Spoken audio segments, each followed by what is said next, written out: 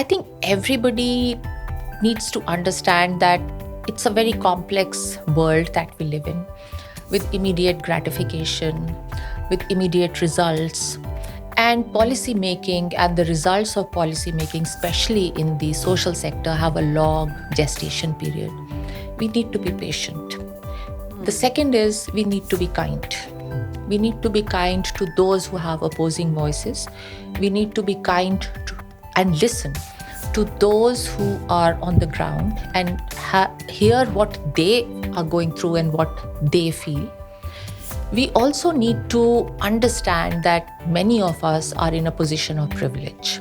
And this is what I would always tell in the academy as well, that just because somebody got through an exam doesn't make them any better.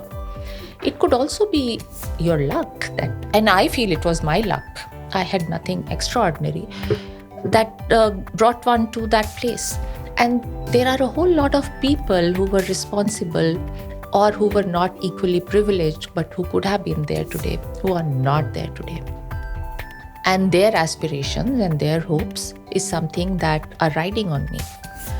Not my family I'm talking about. I'm talking about a whole set of people who could not be here today because they did not have a chance. So it doesn't make me special. And that is what we need to keep in mind, that we are, after all, public servants. Hi, everyone, and welcome to this another episode of Policy Talks, a discussion with a very eminent policy professional, a policy maker. And we are very excited today to welcome Ms. Aarti Ahuja with us. Thank you so much, Aarushi. Thank you. Pleasure being here. Thank you so much, Ms. Ahuja. Actually, it would be really nice if I introduce you briefly to our audience.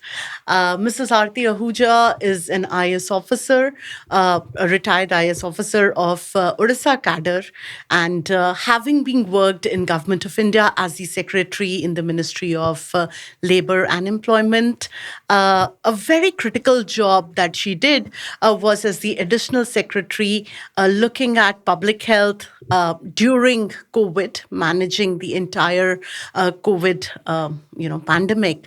And I think one of the most critical positions that you held at that time. Along with that, your tenure, at Labasna has been in itself something that, probationers remember for years now. So having a person like you is a true privilege for us here at the Policy Talks. My pleasure and privilege. Thank you so much for having me here. Right. So I'm going to start with my first question on your very wide experience from those initial years when you were at the policy implementation level, and then till the policy formulation level, and holding one of the most important and critical positions in government. How do you see public policy shifting from the time you might have joined service till now? And, how has that shift created an impact very differently from what it was creating at that time? Okay, so that's a difficult one to answer, but let me give you an instance, and maybe from that we can draw some lessons. When I had joined initially in Orissa, Koraput and Kalahandi were the districts that I worked in. And, instances, memories stay with us. And I remember that at that time, deaths due to diarrhea and cholera used to happen. Today, they don't happen, right? And I saw one woman with a child who was sitting outside the PHC wall and with a baby who had passed away due to diarrhea. And the wall she was sitting on had the message of giving ORS during diarrhea. And I asked her that, do you know that this is to be given? And she did not know it. And that has stayed with me forever, because the policy intent, what we intend to do, does it reach the people? And I think to a large extent, that gap has been bridged over a period of time. And I'm talking of a long time back. Today, we don't have things like that. A lot of our policies today are so citizen-centric and so direct. Today we have things like DBT. We use UPI. We have huge digital public interfaces, right? Digital public goods. So that interface is instant. That interface is more immediate and it's direct. So to that extent, public policy has actually kept pace. The other thing I think public policy, the way it has changed, is in terms of getting inputs from people before a policy is made or before a guideline is made. So we have all kinds of consultations that are mandated for laws, for guidelines, for other kind of decisions that are going to be taken. There's a there's a lot of input from stakeholder. And I think the third way that policy making has changed is looking at evidence. Lot of evidence based decision making is being taken from the district level to the state level and to the central level. So that has really, I think, over a period of time informed the way policy is being made. Right. Thank you so much. No, we've seen the evidence and use of data increasingly being used for policy making. Can you just take us a little bit through how during your tenures, whether it was in health, whether it was in labor or anywhere, you were able to really use evidence and data to drive some of those policies, or maybe even the monitoring and evaluation part, wherever you were. And because, even today, we see that a lot of policies are not based on evidence and data. And there are a lot of considerations why that is not done. Yeah. So if we can a little emphasize on the evidence part. I would maybe like to give you two instances. For example, during my stint as WCD in Orissa, most of the decisions were taken based on policy, based on evidence, because we had a very good system of getting evidence. And evidence not just by way of RCTs, but also evidence from the ground. And sometimes that evidence comes when you actually seek for it. Again, I remember in our guidelines, we had 5 grams of oil per child per meal in the hot cooked meal. When we went to the field and started talking to Anganwadi workers and supervisors, very few could tell how much is 5 grams.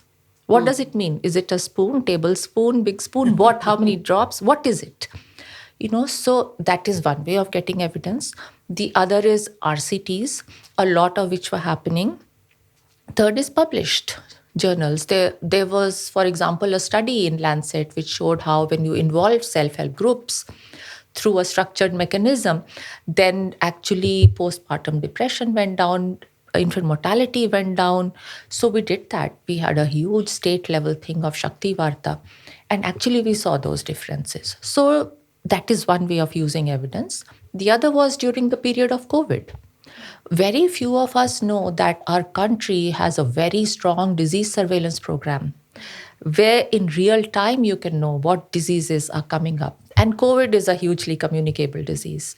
So the disease surveillance program, there were other IT inputs. So sitting here, I could see where there are more cases cropping up. The whole ICMR app of getting tests done, the RCTs, rapid diagnostic tests, you could know immediately where the cases are coming up, where more inputs are required, of what kind. So that way, that kind of an evidence on a real time basis was very helpful. True. Thank you so much for that.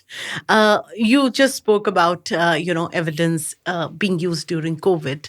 And as, we all know, that was a very, very critical role that you had at that point of time, with nobody getting to understand right in the beginning how this pandemic is going to unfold. True.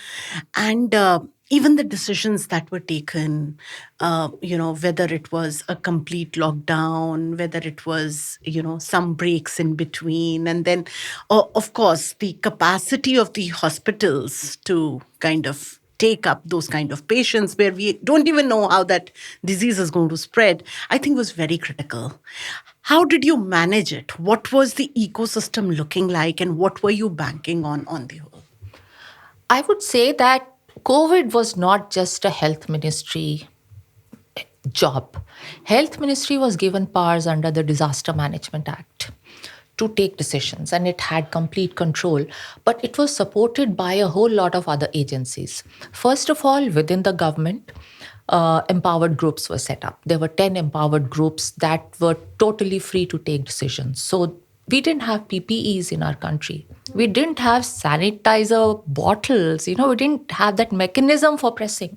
We didn't have ventilators. All this was made possible because the empowered groups were working on that, which was a huge support. The second thing is that the whole private sector came together. What I'm talking, people started manufacturing ventilators, they started manufacturing other stuff. The private sector came together in a huge way, and the society. It was, we saw a lot of CBOs, lot of NGOs come together and work. So it was an all of society, it was an all of government approach that came together. The hard decisions were taken collectively. And I would say in a lot of forums, probably there was a lot of unfair criticism of India, but a lot of forums have also recognized internationally that India's handling of COVID was very well planned out. It was very well done, even with the changing, the virus mutating all the time, and you don't know what it's going to mutate. You're basically fighting a monster you know nothing about. Even with that, the kind of emergency control rooms we had at all levels, the way decisions were taken at a decentralized level, the empowerment that happened even till the panchayat level, I think those are the strengths. We forget that the district administration, the panchayats, played a very crucial role. Right. No, true. In fact, fortunately, we had the opportunity to also document a case study on the PPE kits manufacturing in the country. And it was so well done that, we kind of had our own capabilities, the private sector, different people kind of got together, and then we were exporting. Yes. Not just sufficing for our needs. Absolutely. Yeah. So that is commendable, and thanks to you for leading those. So I think the country needs to feel proud of some things that it has done. Yes, and very rightly so, not unjustly. I agree, completely agree. You also brought out a very important point of how these empowered groups came together in crisis. And we have seen that, even in the past, whenever there are disasters, whenever there are, crisis situations, we have seen, ministries working together, departments working together, officials coming together for whatever is required. But there is, another angle to it. When it comes to the normal working, even today, wherever it's required, that convergence is still not happening. And I can, even if you talk about the policy making level, you would realize the same, where ministries are also working to quite an extent in silos, and happens even when you come to the states and at a decentralized level. So what is your take on how this convergence can be enabled, and what needs to be done to get everyone out of those silos? So we need to understand what we mean by convergence and where it needs to happen most. So convergence needs to happen at the ground level. Even if people at the top converge, unless that everybody comes together where the rubber hits the road, that convergence is not going to be effective. So convergence is easiest, and paradoxically, it's easiest at that level. Yeah. It's easiest at the village level. It becomes harder as you move up. It is the hardest at the central government level because each ministry has its own way of functioning, and unlike the state government level where there's a mechanism for convergence, an easier mechanism for convergence, so that convergence difficulty goes up as you go up, but at that level, at the decentralized level, is where we need to think of convergence. And for that level of convergence, all that is required is the right intent. We already have the policies in place. We have guidelines. Let's just take the issue of nutrition, which is multi-sectoral in nature. We already have the committees at the village level. We already have the instruments at the village level for that convergence to happen. We already have the enablement at the block level and at the district level for that convergence to happen. And it happens in some places, it doesn't happen in other places. It just has to be brought together. The intent has already been made. Yeah. Right. No, well said. Yes. Uh, Coming to your other, tenures and where you have led very successfully, one of that was, you as the Secretary of Labor and, welfare in a way. Uh, what do you think, how, because this is one sector which has always caught attention, not just of India, but of across the world. We see a lot of discussion happening. And also when it comes to something like future of work, we are seeing trends changing. Yeah. So how is ministry kind of preparing for something like that? And how are we looking at social protection? How are we looking at worker welfare in this very dynamic, time where we are looking at gig workers and where we are looking at future of work, which is very different with technology? Right. You're right in a way that the future of work is going to change and it may not match the aspirations. What is going to remain is a lot of blue collar work for which there is also demand outside the country. There are a lot of European countries where they don't have plumbers, they don't have bus drivers, they don't have conductors and such like nurses. So that is one thing that is going to remain, but a lot of other jobs are going to be taken over by AE, the call centers, etc., etc. I think the country is prepared for that. The AI summit that we had recently had a lot of focus on that, and it's a function of different ministries. The skilling comes in very prominently in that whole ecosystem. But I also want to talk about other structural changes that have taken place in the last couple of years. One is, of course, you mentioned the increasing platformization of work. So, a lot of people, and it's not just the delivery people or the driving people, there are a lot of platforms that we are not even aware of. So, gig workers are becoming an important workforce for the country. And now, with the Social Security Code having been passed along with the other labor codes, there's going to be social protection for them. Already, we had started registration of gig workers in the e-Shram platforms because people change from one platform to the other, even in the same day. They may drive for Uber, then they afternoon drive for Ola, kind of a thing. So capturing that so that their social security benefits are there. Then even for people who are in the informal sector, the eShram portal, it gives a snapshot to the government across 400 occupations. Who is in which job currently? How many women are there? How many families have migrated to another state? And this data is being pushed to the states so that they're not denied their entitlements under ICDS or education. And the receiving state is there to know that these people have come. So a lot of these things are happening in the employment space. Now, another DPI, digital public interface, is being created for jobs, where companies and organizations that are looking for jobs, can also through a rule-based API mechanism, and people can apply and they can pick up, and it'll become easier. So the matchmaking becomes easier. Yeah, Yes. true. Yeah. No, right. I think a lot of reform is already happening, but we also have to be a lot proactive in our approach with what is going to happen. Absolutely. And I think for that, what we require would be a lot of state capacity. So I'm now coming to your role at Labasna, and otherwise you have been mentoring civil servants for a very long time. When it comes to capability enhancement, capacity building of civil servants. We have seen that shift happening. And we also see how now Karamyogi Bharat is playing a very important role. What is your take on the capacity building of civil servants in India, and especially the capability not just of the IS officers, but your experience with the states, and if we look at the what we call as the street level bureaucrats, how is that happening, and do you think it is sufficing the purpose? See, when we are talking capacity building, it cannot be a one shot.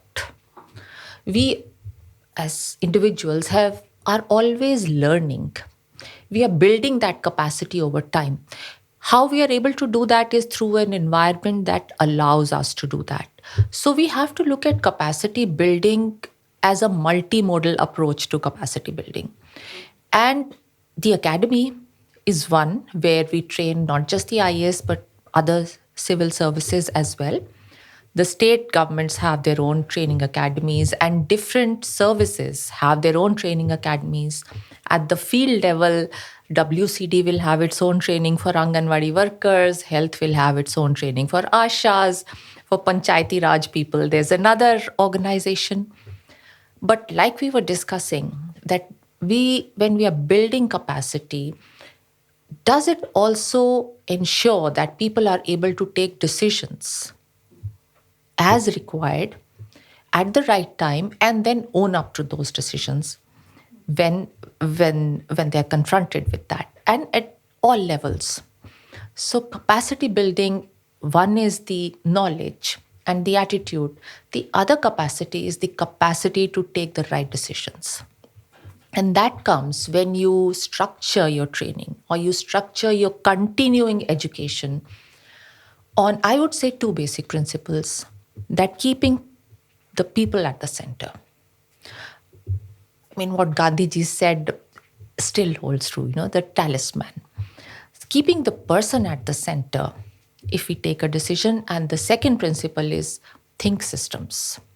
It is not just me doing my thing, it is also how it will impact that household or that person overall, and what is it in addition that somebody else has to do.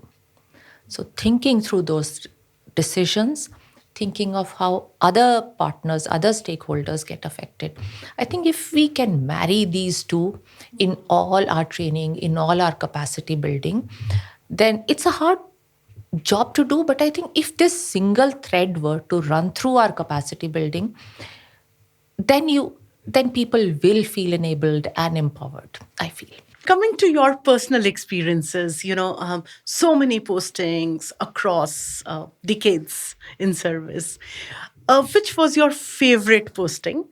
And an That's very hard to experience, tell. I know, I'm sure, very hard, but maybe somewhere you remember, and it could be any place where you remember, probably some incident that you remember that you would like to share here with our audience. God, there are so many experiences, so many. It's very hard to pick a favorite.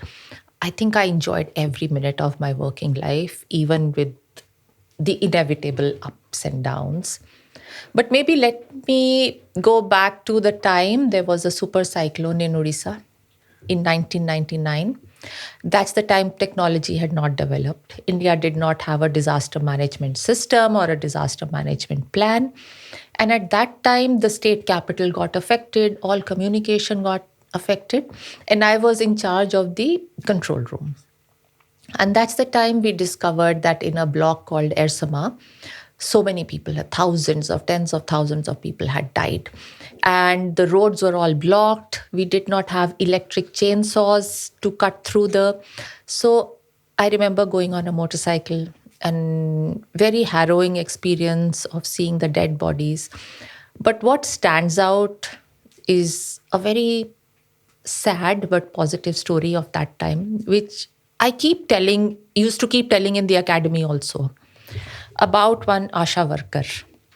That, not an Asha, A&M, sorry, there were no Ashas at that time, about an A&M that Because people were staying in camps, we feared the spread of measles. So she had to do measles vaccination. I was there. We did that whole thing and we did a whole lot of other training, other interventions. And I was talking to her after that. And she told me that when the cyclone came, the sea waves, you could see them on top of the electric poles.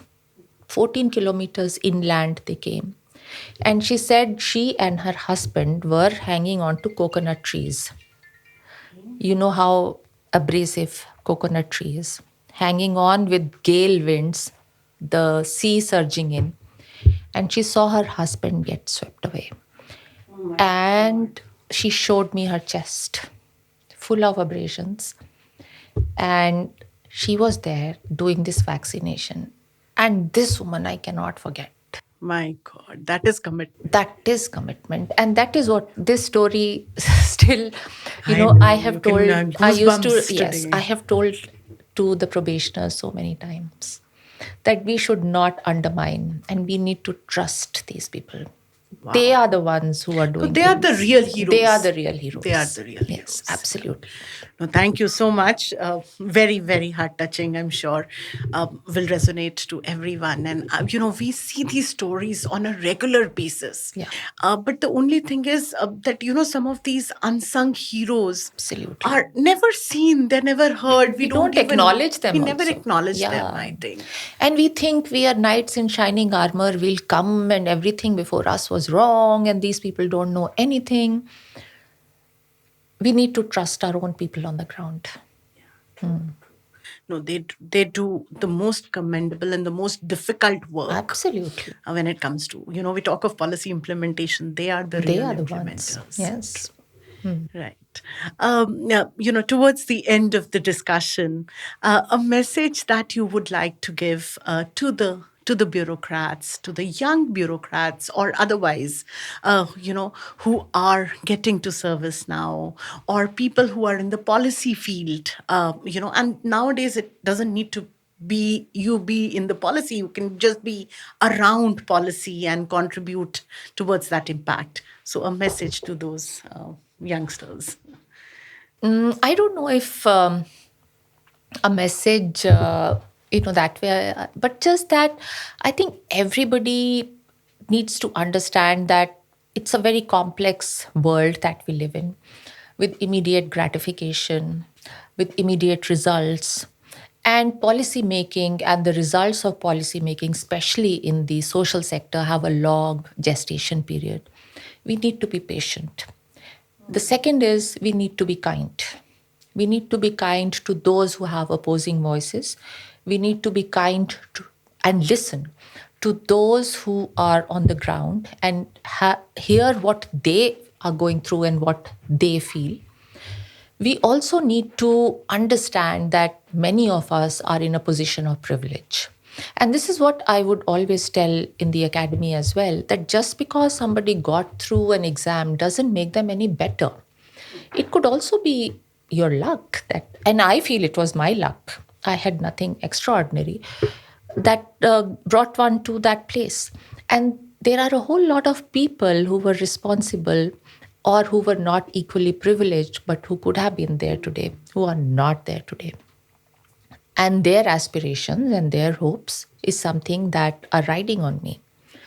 Not my family I'm talking about. I'm talking about a whole set of people who could not be here today because they did not have the chance. So it doesn't make me special. And that is what we need to keep in mind, that we are, after all, public servants.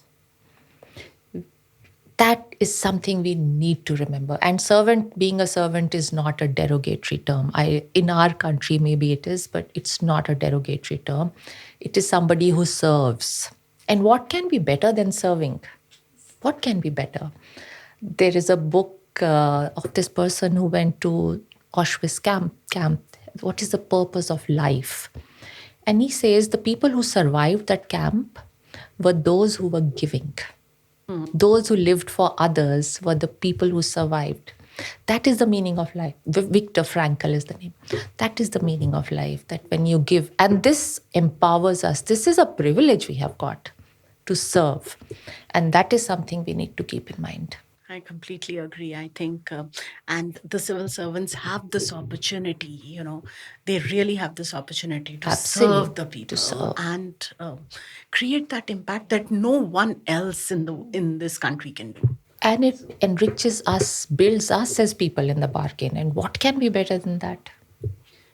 Thank you so much for that message. And thank you for being such an amazing officer. You're too The kind. impact that Thank you've you. created over decades is tremendous.